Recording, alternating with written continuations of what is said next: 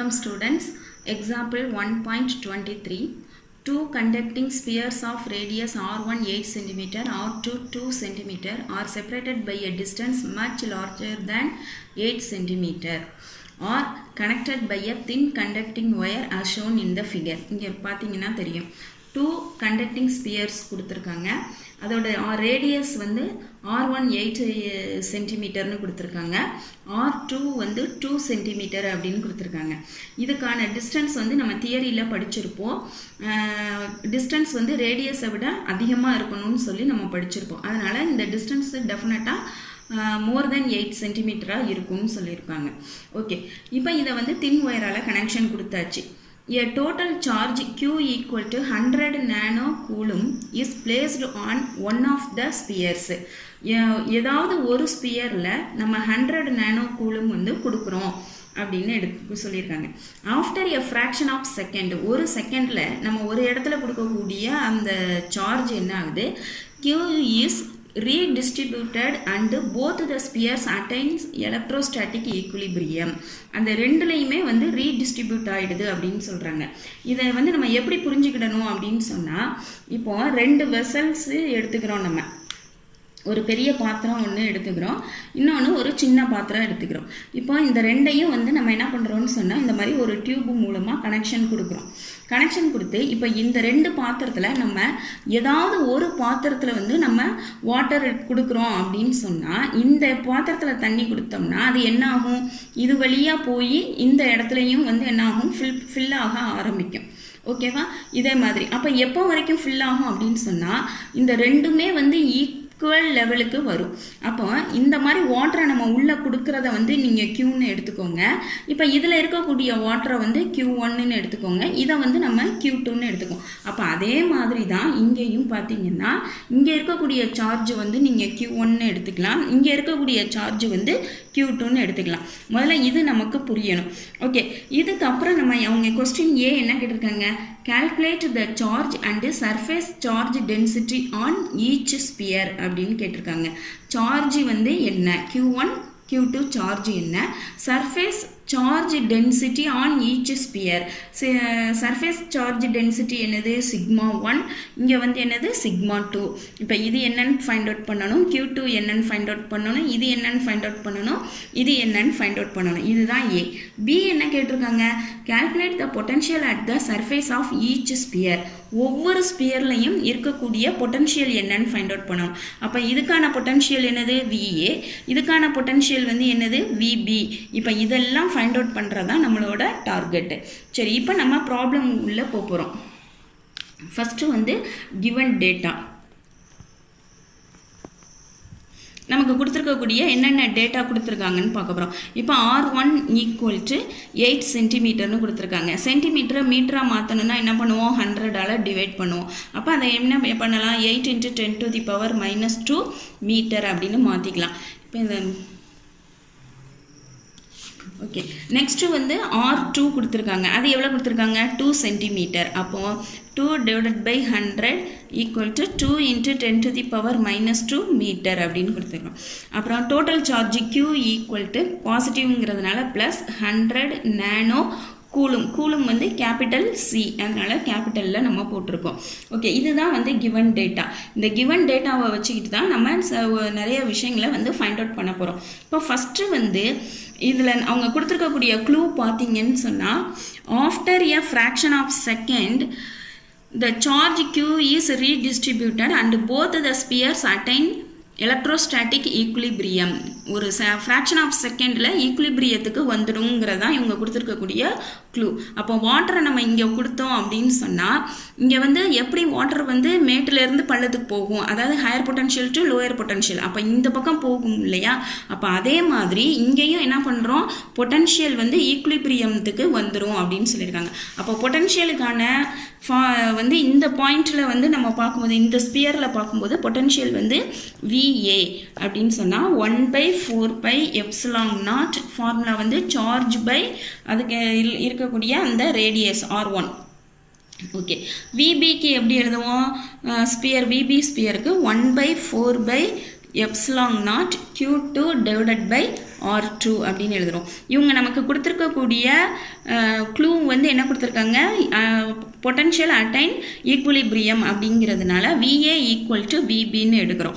அப்போ 1/4πε0 Q1 divided by R1 equal to 1/4πε0 Q2 divided by R2ன்னு வரும். இப்போ இந்த ரெண்டும் கேன்சல் ஆகி Q1 by R1 equal to Q2 by R2 அப்படின்னு இருக்கும்.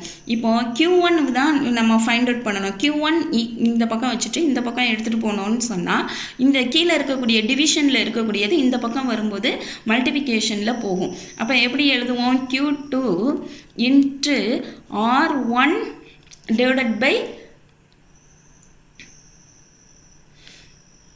R2 அப்படின்னு எழுதுகிறோம். சரி, ஓகே. இப்போ இதுக்கான சப்ஸ்டியூஷனை நம்ம இங்கே போடுறோம். R1 வந்து Q1 equal to Q2, R1 வந்து என்ன கொடுத்துருக்காங்க 8, R2 வந்து என்ன கொடுத்துருக்காங்க 2. இப்போ இந்த ரெண்டையும் கேன்சல் பண்ணால் ஆன்சர் வந்து 4 வரும். அப்போ Q1 ஈக்குவல் டு 4Q2 அப்படின்னு எடுத்துக்குவோம்.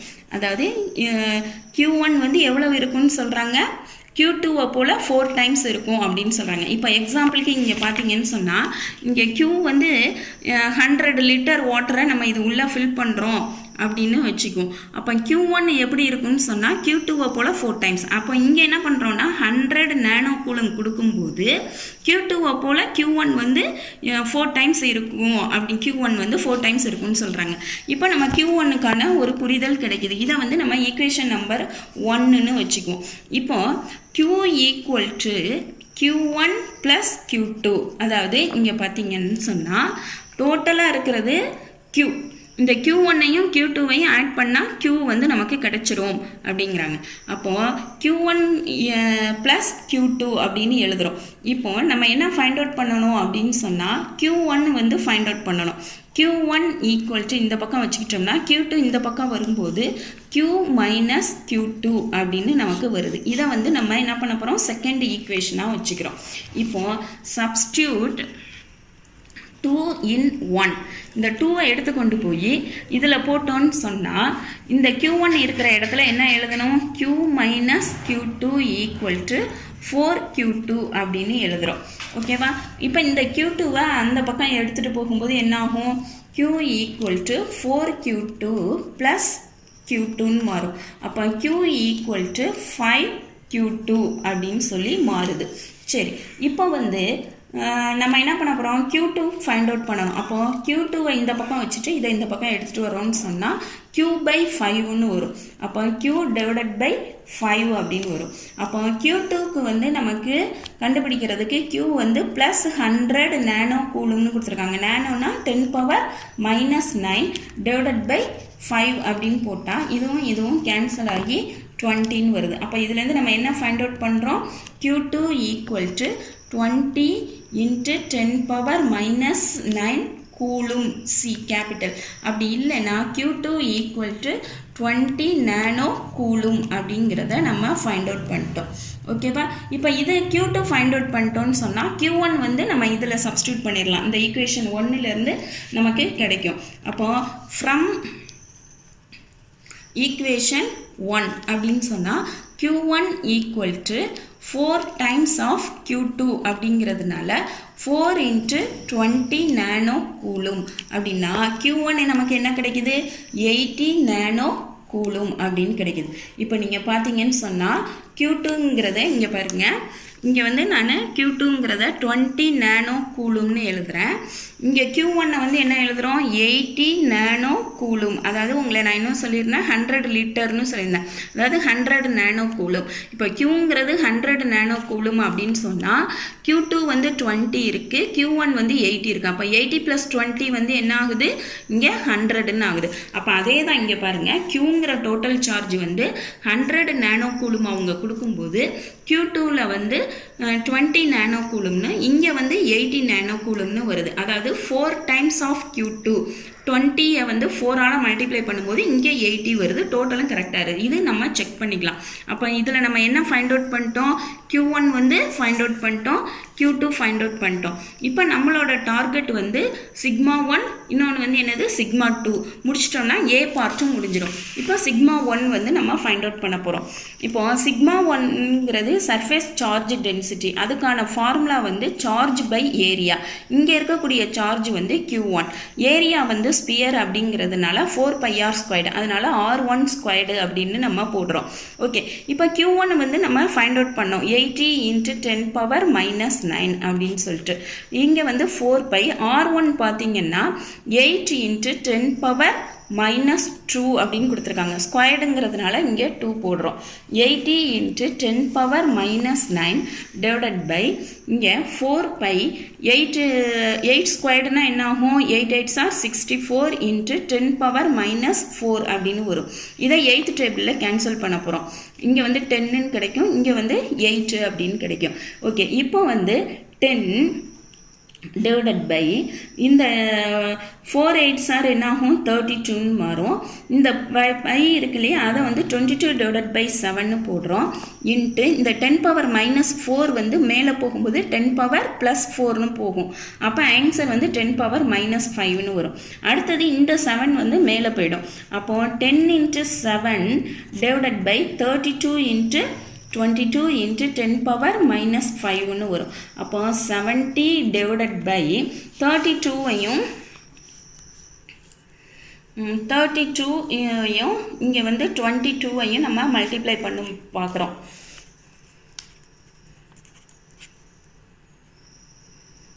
704. ஓகே, 704 × 10⁻−5 அப்படின்னு நமக்கு ஆன்சர் கிடைக்குது. இப்போ இதை வந்து சாதாரணமான ஒரு 4th ஸ்டாண்டர்ட் டிவிஷன் தான். அதாவது என்ன பண்ணுவோம்னு சொன்னால் 70 இதை எடுத்துக்கிறோம். இதை வந்து 704ஆல் டிவைட் பண்ணணும் அப்படின்னா முதல்ல பாயிண்ட் வச்சு 0 சேர்ப்போம். அப்பவும் 704 பிக் நம்பர், அதனால் இங்கே 0 சேர்த்து இங்கே 0 சேர்க்குறோம். இங்கே பார்த்தீங்கன்னா 9 டைம்ஸ் வரும், 63ன்னு வரும். இங்கே பார்த்தீங்கன்னா இப்போ இதோட 0 சேர்க்குறோம். இந்த நம்பரையும் கம்பேர் பண்ணிவிட்டு இங்கே திரும்ப 9 போட்டுட்டு இங்கே பண்ணும்போது நமக்கு இதோட போதும்னு இதோட நம்ம ஸ்டாப் பண்ணிக்கிறோம். அப்போ இந்த ஆன்சரை இங்கே எடுத்துகிட்டு வரோம். இப்போ 0.099 × 10⁻−5. இதை நம்ம மைக்ரோவில் கொடுத்தா ஆன்சர் நல்லா இருக்கும்னு நினைக்கிறோம். அப்போ என்ன பண்ணணும் அப்படின்னு சொன்னால் 10ஆல் மல்டிப்ளை பண்ணி 10ஆல் டிவைட் பண்ணணும். இப்போ இந்த நம்பரை வந்து 10ஆல் மல்டிப்ளை பண்ணோம்னா இந்த பாயிண்ட் வந்து இந்த ஸ்டெப்புக்கு மூவ் ஆகும்.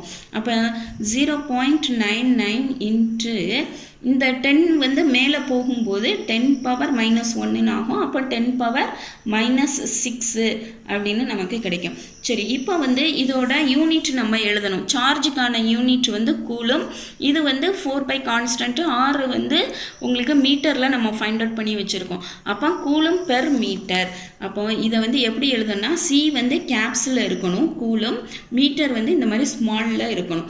இதுதான் வந்து என்னது σ1 வந்து நம்ம ஃபைண்ட் அவுட் பண்ணிட்டோம். இப்போ நெக்ஸ்ட்டு நம்ம என்ன ஃபைண்ட் அவுட் பண்ண போகிறோம்னா இதே மாடலில் σ2 வந்து ஃபைண்ட் அவுட் பண்ணணும்.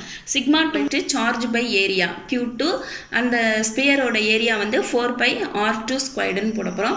Q2 வந்து நம்ம இங்கே தான் ஃபைண்ட் அவுட் பண்ணோம். இங்கே இந்த இருக்குது பாருங்க, Q2 வந்து 20 நானோ கூலும்னு, R2ங்கிறது இங்கே 2 சென்டிமீட்டர்னு கொடுத்துருக்காங்க. இதை கொண்டு வந்து இங்கே சப்ஸ்டியூட் பண்ண போகிறோம்.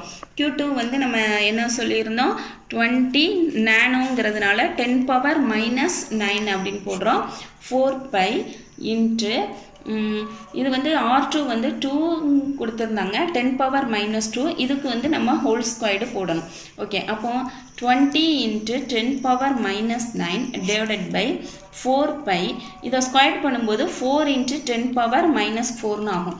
இது 4th டேபிளில் போகும். இங்கே 5 டைம்ஸ்னு வரும். இப்போ நம்ம என்ன பண்ண போகிறோம், 5 × 10⁻−9 டிவைடட் பை 4 × இந்த பையை வந்து 22 டிவைடட் பை 7 × 10⁻−4. இந்த 10⁻−4 மேலே போகும். எப்படி போகும்னா +4ன்னு போகும். அதே மாதிரி இந்த 7ம் மேலே போகும். அப்போது 5 × 7 டிவைடட் பை 4 × 22. இந்த 10⁻−4 மேலே போய் +4ன்னு மாறும், இன்ட்டு 10⁻−5ன்னு வரும். ஓகே, இதை வந்து என்ன பண்ணலான்னா 35 டிவைடட் பை 88 × 10⁻−5. இப்போ 35ஐ 88ஆல் 4th ஸ்டாண்டர்டு டிவிஷன் மாடலில் நம்ம பண்ணுறோம்.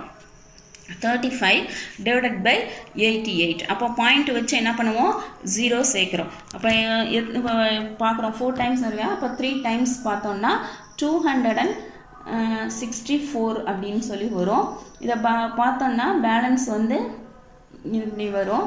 இப்போ வந்து 88 இருக்குது, இங்கே 860 இருக்கா, 10 டைம்ஸ் வரும். அப்போ 9 போடுறோம். 9 டைம்ஸ் பார்த்தோம்னா ஓகே, இப்போ 518 வருது. இதில் வந்து 6 டைம்ஸ் போட்டோம்னு சொன்னால் 528. இப்போ இதோட நம்ம ஸ்டாப் பண்ணிக்கிறோம். இந்த ஆன்சரை இங்கே எடுத்துகிட்டு வரோம். 0.396 × 10⁻⁵. இதை ஆன்சரை மைக்ரோவில் கொடுக்கணுங்கிறதுனால 10 / 10 10ஆல் மல்டிப்ளை பண்ணி 10ஆல் டிவைட் பண்ணுறோம். 10ஆல் மல்டிப்ளை பண்ணும்போது இந்த பாயிண்ட் வந்து இங்கே மூவ் ஆகும். அப்போ பார்த்தீங்கன்னா 3.96 × இந்த 10 மேலே போகும்போது 10⁻⁻1 போகும், 10⁻⁻6. இதுக்கான யூனிட் வந்து இங்கே இருக்குது பாருங்கள். சார்ஜுக்கு வந்து கூலும்னு போடுவோம். இது கான்ஸ்டன்ட்டு, ரேடியஸ் கொடுத்துருக்காங்க, அது சென்டிமீட்டர் மீட்டராக மாற்றி வச்சுருக்கோம். அதனால் சி வந்து கேபிட்டல் சிங்கிறது கூலும், இங்கே ஸ்மாலில் போட்டிருக்கிறது மீட்டர். அப்போ கூலும் இன்ட்டு மீட்டர், இதுதான் வந்து σ2. ஓகேவா? இப்போ இந்த ரெண்டையும் வந்து நீங்கள் கம்பேர் பண்ணி பாருங்கள். σ1 வந்து எப்படி இருக்குது, 0.99 இருக்குது. σ2 வந்து எப்படி இருக்குது, 3.96ன்னு இருக்குது. இப்போது இதில் நம்ம ஒரு விஷயம் வந்து தியரி படிக்கும்போது படிச்சிருந்தோம். அதாவது surface charge density is inversely proportional to the radius அப்படின்னு சொல்லி பார்த்துருந்தோம். இப்போ இதுக்கு ரேடியஸ் வந்து 8 சென்டிமீட்டர் இருக்கா, ரேடியஸ் இன்க்ரீஸாக இருக்கும்போது இந்த சர்ஃபேஸ் சார்ஜ் டென்சிட்டி பாருங்கள் 0.99 இருக்குது. இங்கே பாருங்கள் ரேடியஸ் வந்து 2 சென்டிமீட்டர் டிக்ரீஸாக இருக்கா, இங்கே பாருங்கள் சார்ஜ் வந்து 3.96ன்னு இன்க்ரீஸ் ஆகுதா.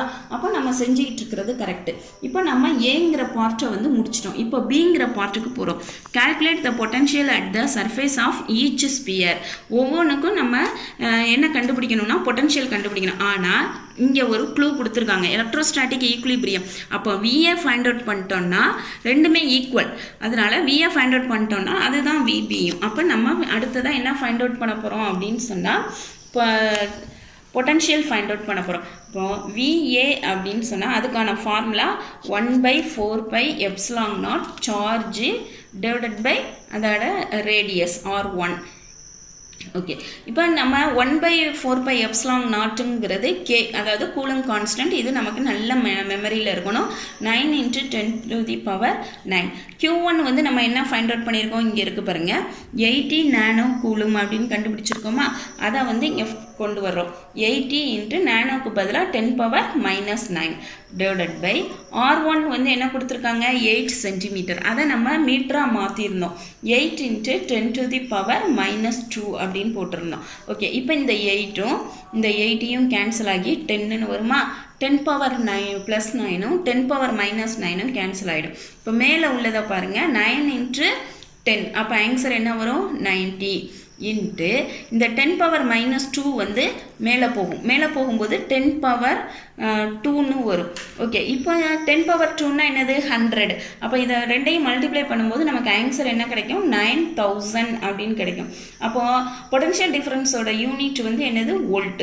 இப்போ இந்த 9000 வந்து நம்ம கிலோன்னு சொல்லலாமா, 1000, அதனால 9K இங்கே வந்து வோல்ட்டு அப்படின்னு சொல்லிட்டோம். இப்போ விஏ இதுன்னு சொன்னால் இதோடையே நம்ம ஆன்சர் ஸ்டாப் பண்ணிடலாம்.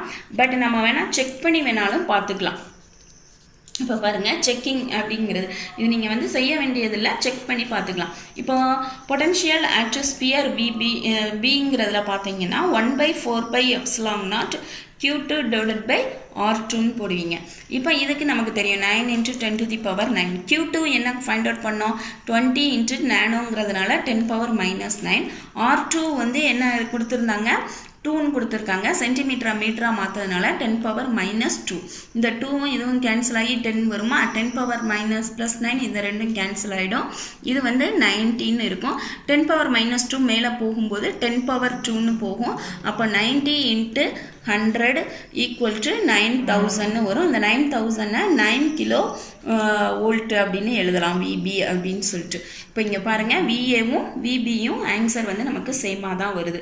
இப்போ இங்கே பாருங்கள், இப்போ நம்மளை என்னென்ன ஃபைண்ட் அவுட் பண்ண சொல்லியிருக்காங்கன்னு சொன்னால் Q1 Q2 ஃபைண்ட் அவுட் பண்ண சொல்லியிருக்காங்க. அதுக்கு நம்ம எப்படி எடுத்துக்கிறோன்னா பொட்டன்ஷியலை வந்து சேம் அப்படின்னு சொல்லி ஸ்டார்ட் பண்ணி நம்ம இந்த இதை எடுத்துக்கிறோம். Q = Q1 + Q2ன்னு எடுத்து Q1ஐயும் Q2ஐயும் ஃபைண்ட் அவுட் பண்ணிட்டோம். Q1 Q2 ஃபைண்ட் அவுட் பண்ணிட்டா அடுத்தது surface charge density find out பண்ணுறது ஈஸி. σ1 σ2ன்னு சொல்லிட்டு σ1 σ2 ஃபைண்ட் அவுட் பண்ணிட்டோம். அப்போ ஏ பார்ட் முடித்த உடனே பி பார்ட்டுக்கு வர்றோம். அப்போ அவங்க என்ன கேட்டிருக்காங்க, எலக்ட்ரோஸ்டாட்டிக் பொட்டன்ஷியல் அப்படின்னு சொன்னால் அது அவங்க கொடுத்துருக்க க்ளூ வந்து ஈக்குலிபிரியம்னு கொடுத்துருக்கிறதுனால ஒன்று ஃபைண்ட் அவுட் பண்ணால் போதும். நம்ம செக் பண்ணி இந்த ரெண்டு ஈக்குவலுங்கிறத நம்ம ப்ரூஃப் பண்ணியிருக்கோம். Thank you students.